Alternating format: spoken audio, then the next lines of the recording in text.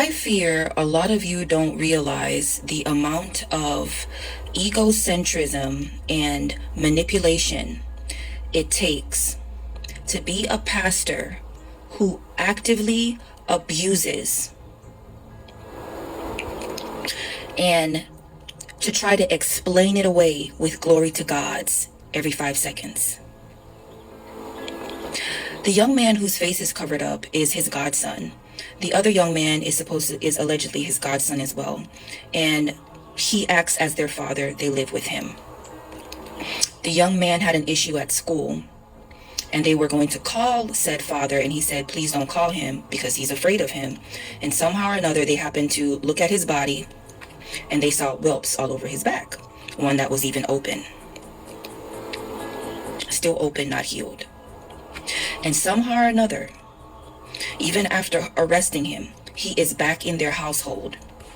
And that piece of shit on that couch had him do a public apology. A public shaming, if you will. Pastors and their congregations who support them, which is often largely women, are never beating the allegations. Never beating the allegations.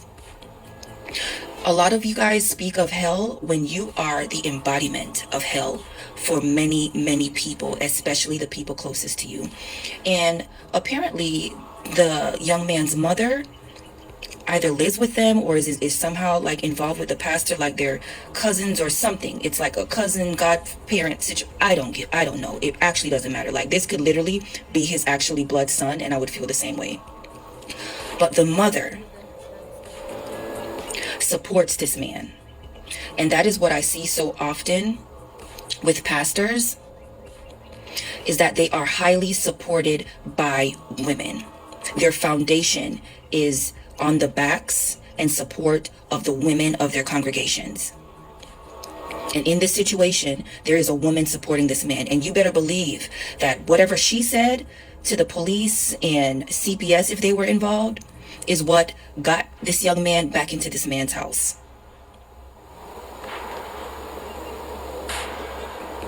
Shame on this pastor, and especially shame on the mother of this young man. Y'all are being manipulated by glory to God. Every time he says glory to God, your brain cells are dying. And this is to his congregation. Every time he says glory to God, the Christian's brain cells shrink even more. Y'all are being manipulated while there's an active victim. Shame on you, bitch.